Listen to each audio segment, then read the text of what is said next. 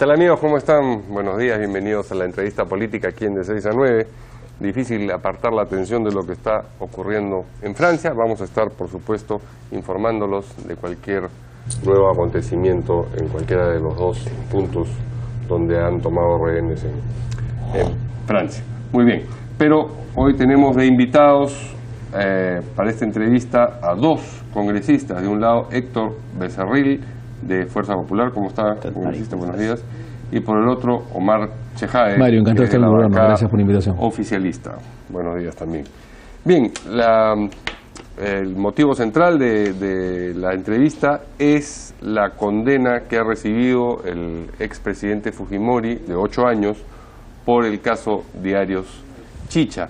En su alegato final, el ingeniero Fujimori dijo que él debía ser absuelto porque no existía ninguna prueba contundente, no había ninguna grabación de su voz, no había una orden escrita, nada que demostrase que él pues ordenó el desvío de fondos de las Fuerzas Armadas para, digamos, el esfuerzo de campaña un poco turbio que había en los, no un poco, absolutamente turbio que había en los Diarios Chicha. ¿Es así?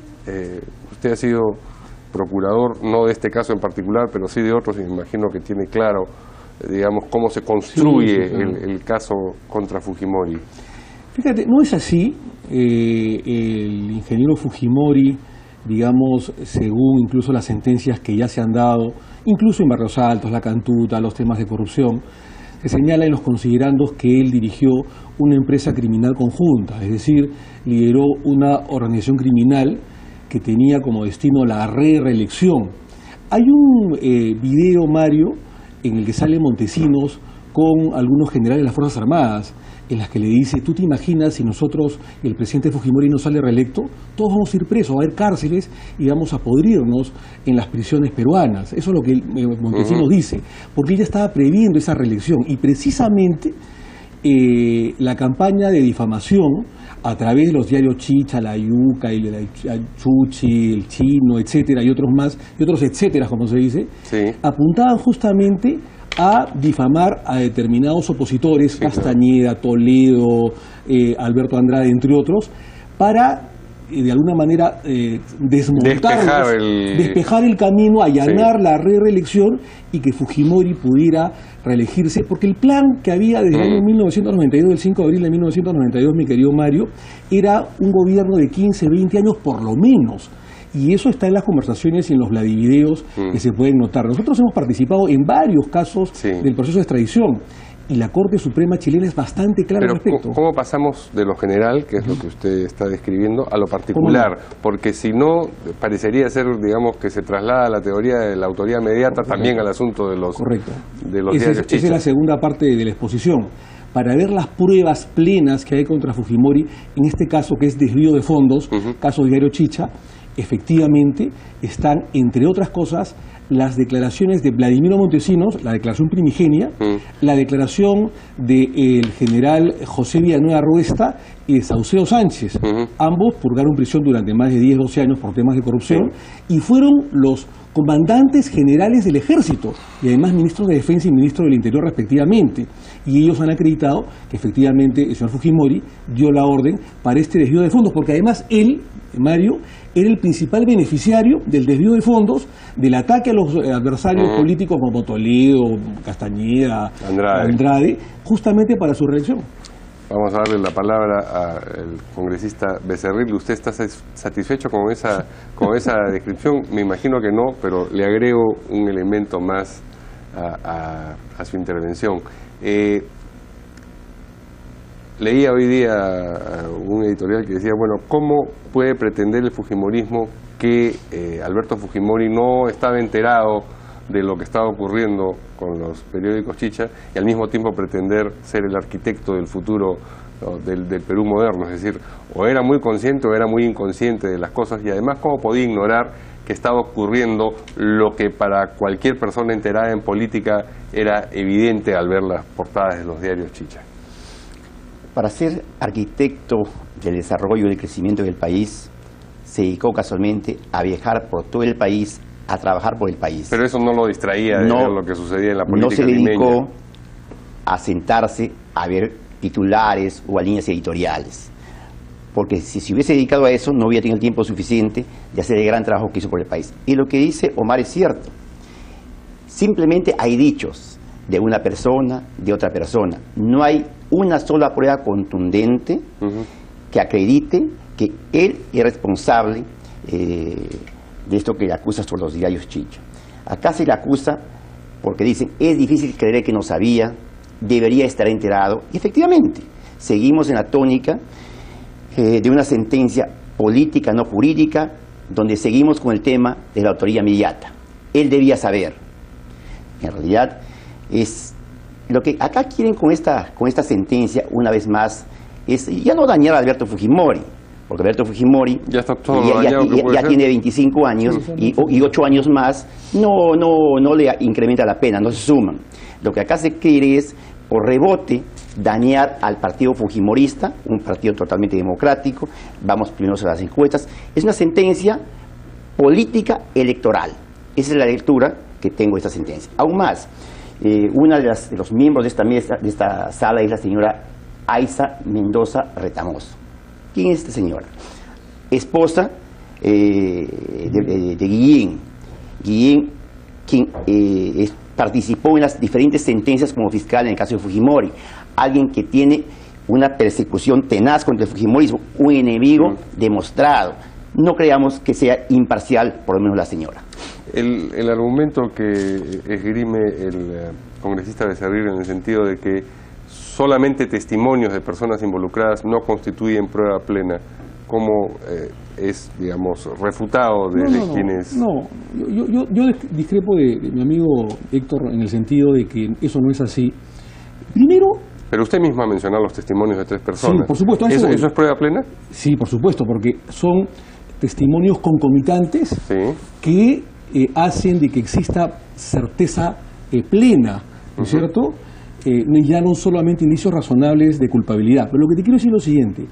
En Chile, ¿no es cierto?, que es el país que, digamos, acepta el pedido de extradición del gobierno del Estado peruano, efectivamente tiene un estándar muy alto de extradición.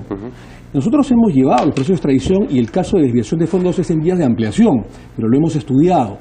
Y en Chile, para que un, digamos, requisitoriado por la justicia, un pedido de extradición sea aceptado, no solamente tiene que cumplir con los estándares normales, es decir, que no sea cosa juzgada, que no sea persecución política, que haya doble incriminación, etcétera, sino que además, Mario, tiene que haber indicios razonables o racionales de culpabilidad o responsabilidad. Claro, pero eso parece decir, bueno, si en Chile les ha parecido que esto es así, ¿cómo no nos va a parecer a nosotros? Lo que pasa es que el juez chileno no solamente es un juez extraditor, sino también se convierte en un juez juzgador. Nosotros tuvimos dificultades en llevar o extraditar a Fujimori al Perú.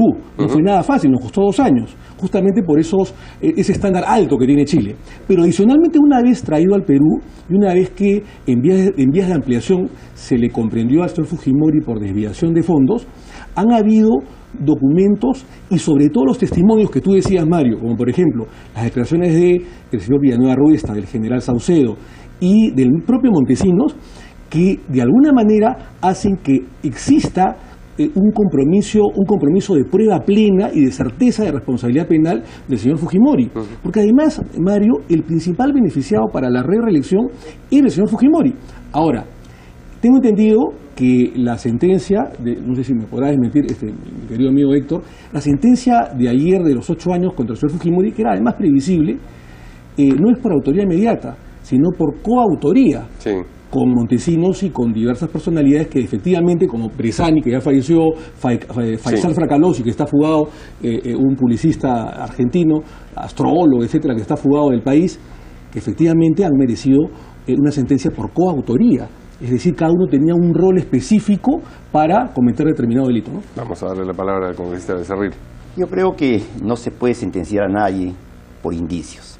Y si hablamos de indicios y testimonios, hay testimonios también, incluso en videos, donde el mismo Vladimiro Montesinos dice un momento que el presidente ni siquiera está enterado de lo que están haciendo. Es un video público. Hay también testimonios de algunos jefes militares que también han dado su testimonio de que no conocen. Entonces, ¿por qué en la balanza ponemos las dos cosas y decimos no?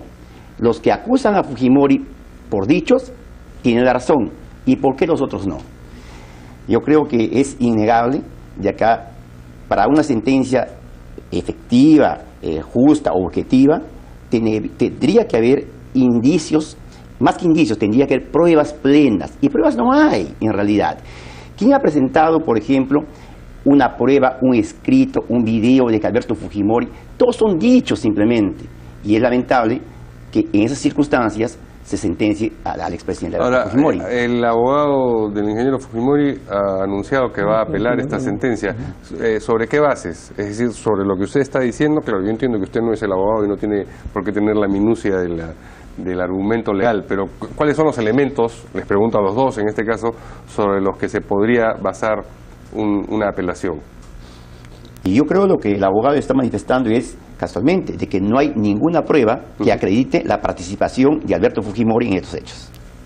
Bueno, obviamente el abogado cumple, Mario, con su rol de agotar hasta la última instancia procesal, judicial, de alguna manera, el último recurso para poder revocar una resolución contra el señor Fujimori. Que dicho sea de paso, como bien dijo Héctor, no se acumulan en este caso las penas, se aplica el principio de absorción, es decir, la pena más alta es la que vale, y la de la cantuta de Rosaltos de 25 años, digamos, es la más alta y la que cumple el señor Fujimori. Lo que sí se acumula son las reparaciones civiles, ¿no es cierto? Le han impuesto al señor Fujimori 3 millones. Una reparación civil de 3 millones de soles, y sí se acumula las demás, pero la pena no, la pena privativa y libertad. En todo caso, Mario, están los órganos jurisdiccionales supremos, en este caso, que verán si efectivamente la resolución de primera instancia se ajusta a derecho o no. Para nosotros sí, hemos estudiado el expediente profundamente y creemos que en coautoría Montesinos, Fujimori y algunos generales desviaron fondos para perpetrar la reelección ilegítima, la reelección ilegítima del señor Fujimori, ¿no? Siempre quedará como un baldón con presidencia de la sentencia para el fujimorismo, digamos, el rol de estos diarios chichas promovidos desde el gobierno en esa campaña de reelección. Nosotros rechazamos lo que se hizo en esos momentos de la compra de la línea editorial y también los titulares. Obviamente que rechazamos, pero eso no implica que Alberto Fujimori tenga alguna participación. Aún más, creo que Omar reconoce también de que en el caso, por ejemplo, de la sentencia por Barrios Altos y la Cantuta, primero se redactó la sentencia, después se hizo el proceso para que calce perfectamente. Ahí están los correos de San Martín, donde pregunta de qué manera se podría sentenciar a Alberto Fujimori. Eso lo conocemos todos. Igualmente, actualmente en esta sentencia también, primero, entendíamos que ya habían tomado la decisión de sentenciar a Fujimori. Solamente sin ánimo de... Para terminar, porque 20 segundos, sin sí. ánimo de defender a César San Martín, que es un ilustre magistrado. Normalmente los magistrados consultan, San Martín es un gran procesalista, es un técnico, un gran doctrinario en materia penal, y a veces se consultan a determinados magistrados de otros países para ajustar determinadas sentencias, lo cual no tiene nada de ilegítimo o de ilegal, ¿no? Pero bueno, la discusión sigue adelante, ¿no? Y seguirá seguramente. Muchas gracias a nuestros dos invitados de esta mañana. Nos vamos, se quedan ustedes con Albina y con Carlos. Buenos días.